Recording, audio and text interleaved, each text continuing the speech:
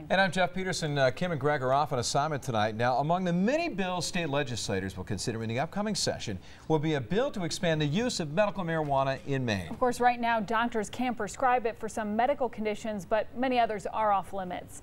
News 13's Brad Rogers takes a look in our top story tonight. I smoke probably between 4 to 7 joints a day, maybe more. Iraq War veteran Ryan Began smokes medical marijuana to manage the pain in his right arm where his elbow was blown off. Sergeant Began prefers pot over all the pills doctors once prescribed. I came back to the States and I was immediately put on the morphine drip, and I was on over 200 pills a day. Under Maine law, doctors can prescribe medical marijuana to treat pain, cancer, and other serious illnesses. State lawmaker Mark Dion wants to throw that list out and give physicians full discretion to prescribe medical marijuana for any medically appropriate physical or psychological condition. Began says with marijuana, he no longer has to take pills for his PTSD, anxiety, and depression. I was going from, 5 to 7 nightmares a week. I have 0 nightmares. I mean, my moods are way more stable. I'm able to take care of myself. This is one of the safest therapeutically active natural substances known to man. This is a safe medicine, it's an effective medicine, and we want to be able to bring it to more people, not just the most severely ill. Dr. Sulik and others point to another possible benefit. Opioid addicts are blamed for several pharmacy robberies and home invasions in Maine right now. The skyrocketing rates of elderly home invasions across the state. I don't have to tell anyone in Maine that we are facing a serious crisis in terms of prescription opioids and barbiturates. I mean, they commit a robbery, but really what we're seeing is an addiction that's out of control. If physicians had the opportunity to prescribe safer drugs to deal with those underlying medical conditions, maybe we don't get there. Dion and others believe medical marijuana is an alternative to Suboxone, a drug used to wean people off opioid addiction. It's a powerful medicine. It helps people. Pills blacken your soul. Simply put, this group believes that any decisions about medical marijuana should be between a doctor and his or her patients, and without the interference of lawmakers. In Portland, Brad Rogers, News 13. Well, at this point, the bill has not yet been drawn up. The text would be drafted in January after the legislative session starts. After a dreary day, some good news in the weather department. That's right. Skies will begin clearing overnight, but there is a chance for some refreezing on the roadways.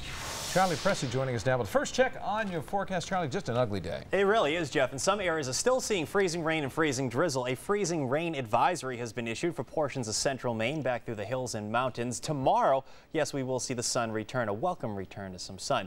Notice periods of rain out there. When it's not raining, we likely have the drizzle and areas of fog as well. The temps tell the story here in Portland. We're up to 36 degrees, so temps for most coastal towns are above freezing. But notice Lewiston, notice Augusta, notice Freiburg, even western parts of Cumberland County, you are at or below freezing. That has prompted the Weather Service to issue this freezing rain advisory. The areas in the purple. Winter weather advisories have been issued for our neighbors to the north. Now, going forward, I expect developing sun tomorrow. High temps will be around 40 degrees. Wednesday and Thursday look pretty nice. Both days we'll have plenty of sun, but temps a little bit cooler than normal. Coming up in a few minutes, guys, we'll take a closer look at the 7-day forecast, and there is the chance actually for a snow or rainstorm in the 7-day. We'll look at that in about 10 minutes. Sounds good, Charlie. A lot of people ready for the snow. Oh yeah, it's December. Well, a Portland woman has won her case against Zale Jewelers. Arari Morris says she was the victim of racial discrimination at a Maine Mall kiosk, and recently the courts agreed, awarding her $120,000. New at 6 News 13's Marissa Bonder joins us live with more on this story. Marissa?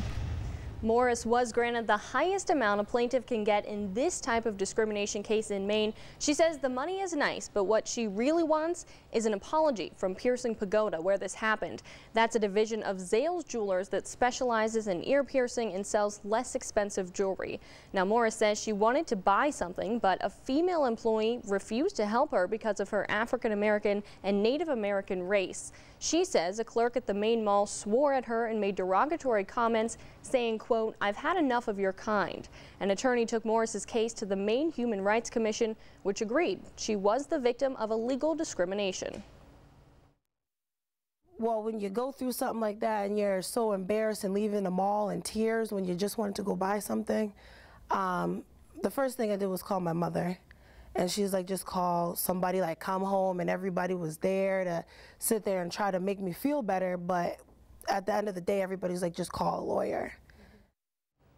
The final settlement included a $100,000 judgment plus interest, fees, and costs totaling over $123,000. We called Zale's corporate offices to find out if that employee is still with Piercing Pagoda or whether steps have been taken to make sure this doesn't happen in the future.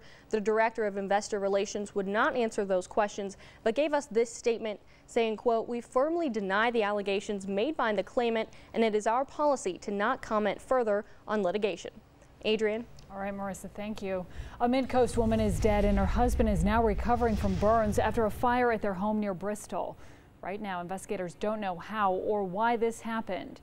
News 13's Jana Barnello joins us now live from Augusta. And Jana, the same couple, I understand, has survived a house fire before. Yes, Adrian. Lynn and John Ring survived a house fire 2 years ago. Their home burned to the ground. So investigators here at the Maine State Fire Marshal's office really want to make sure they can figure out exactly what happened this time around. Let's take a look at some of the damage the fire caused yesterday in New Harbor. That's near Bristol.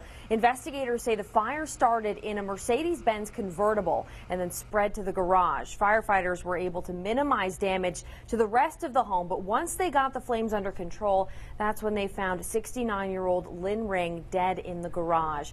John Ring was taken to the hospital with burns on his hands. Again, this is the second time their home has burned. According to some newspaper archives, Lynn Ring, with the help of a neighbor, saved her husband, John, from that fire in 2011. Investigators say at the time the fire was so bad they couldn't determine what started it. They're hoping this time, though, they can get answers. Everybody knows each other, and it impacts us, and we love our firefighting. We hate the tragedy that comes with it, and so it affects us as a paid volunteer fire department. It affects the neighbors.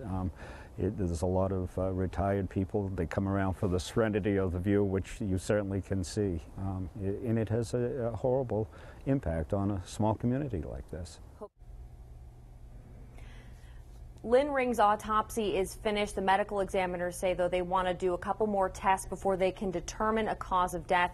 The State Fire Marshal's office says they need to do more tests and a little more investigating as well before they can pinpoint a cause of the fire. But again, they say that it started in a car and then spread to the garage. So, of course, we'll bring you any updates as we get them. Live in Augusta, I'm Jana Barnello, News 13. Adrian, back to you. Jana, thank you very much. An update tonight on an arson investigation in Windham. Investigators continue to search for the person who intentionally set fire to a Windham apartment building. The fire broke out Friday afternoon. The owner of the apartments, Donato Corsetti, suffered some minor injuries in that fire. He was taken to the hospital where he was treated and released. Well, it's a crime that has stunned a York County community and one that has people stepping up to the plate. Investigators say thieves stole a community giving Christmas tree, which is, of course, meant for helping children in need this season. News 13's Steve Roldan has more on the crime and the outpouring of support. Nobody can believe that somebody would do that. It's the surveillance video showing this man, along with an accomplice inside an SUV, making off with a Christmas tree from the Limerick supermarket in Limerick. You can see one of the taillights is not working. The crime was captured on these surveillance cameras just outside the store.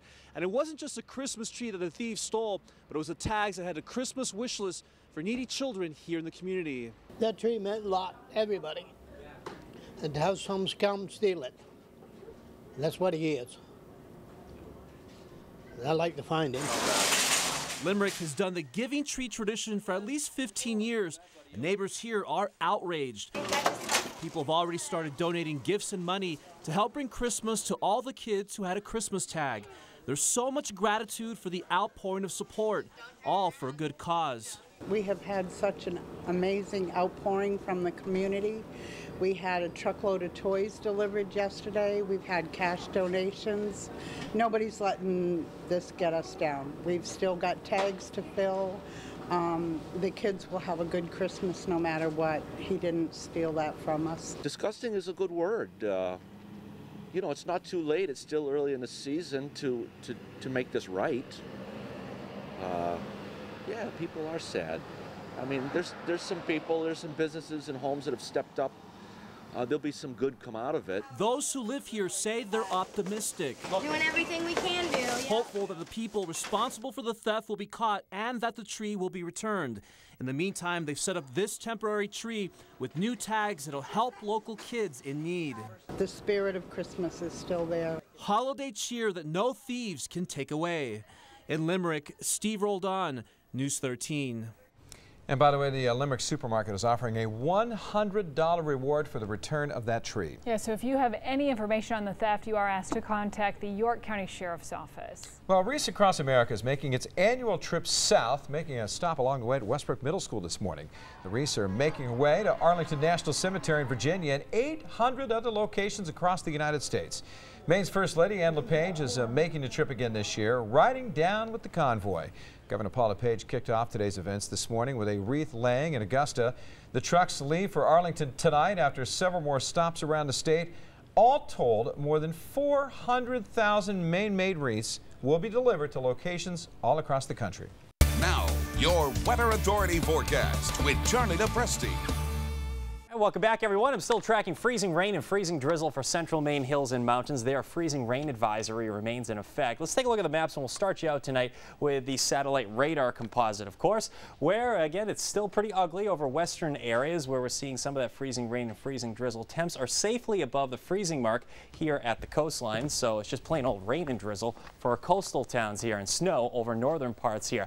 Now, folks, planning on watching the game, maybe heading down to the game down at Gillette Stadium tonight, well, this is the scene as of about a half hour ago with the tarps out in the field, and it's absolutely pouring down at Gillette Stadium down there. So I expect game time temperatures to be in the 50s. 50s not that far away. Boston's near 60 degrees. New York is at 60. Here in Portland, still in the 30s, 36 in Portland. Eastport, Maine trying to warm up here a little bit as well. So there's a warm front somewhere in here heading back into central Maine hills and mountains there. Again, we're still looking at some freezing rain and freezing drizzle. Augusta, you know what I'm talking about. 30 degrees there. Freezing rain and freezing drizzle continues there. You're at the freezing mark for Lewiston. Same back into western parts of Cumberland County, Freiburg. You're at the freezing mark there as well. These temps are going to hold steady for the next several hours, slowly rise by morning. And in fact, by tomorrow, I expect high temps back near 40 degrees. Freezing rain advisory remains in effect. Areas shaded in the purple. That's Androscoggin, Kennebec, Northern Waldo County, Oxford, Franklin, Somerset County. That will extend into midnight tonight. I got some video today. This one coming out of, this one's Lewiston, in fact, where some of that freezing rain and freezing drizzle is weighing down some of the trees, a pine tree there in the Lewiston, Auburn area. This photo comes in from Mike in Poland, where he's got some ice on the Christmas tree. Christmas trees, of course, outside there on the deck, on the railing of the deck. Up into Franklin County, it's snowing up there. In fact, it's been snowing. It did snow for a good chunk of the morning. This one comes in from Ernie. Ernie's reporting about 6 inches of snow up in Strong. So it's not just rain, freezing drizzle. Some towns getting a little bit of snow out of this one. Okay, a warm front really just is situated just to our south tonight. There's a cold front to our west. As soon as that cold front moves through, the wind shifts over to the northwest. That's going to cool us down. By Wednesday, we struggle to get out of the 30s, but we'll have some sunshine back in the forecast. So showers continue through the overnight hours. We will see showers and drizzle in the areas I outlined. We're going to have some of that freezing rain and freezing drizzle. 7 o'clock tomorrow morning. We're starting with a few lingering showers. That's going to move out. Skies will clear out. In fact, developing sunshine will send temps back near 40 degrees, upper 30s and lower 40s. I think it's a nice afternoon, but it will be a windy afternoon, gusts 20 to 30 miles per hour. As we head into Wednesday now, full sunshine returns that day. We're starting the 20s. Afternoon highs, they will warm into the mid to upper 30s. So temps actually seasonably cool midweek. Our weather pattern stays very quiet mid to late week. In fact, right through the first part of the weekend, our next chance for a storm will be Sunday night or late Sunday into Monday. I'll have to watch that time frame pretty closely because it's still too early to determine whether we will see rain or snow, but we're heading through mid-December here, so at some point we've got to get some snow on the ground between now and Christmas, and that's our best chance between now and probably the middle portion of next week. It'll be nice to see the sunshine, though, again. I know. What an ugly day today. Just makes Mondays that much worse, doesn't it, when you have a day like this? And let me tell you something. After seeing that tarp down at Foxborough, Yeah? makes me happy I'm going to be watching it right here on my television. On the couch. That's right. I'm with you. Charlie, thanks.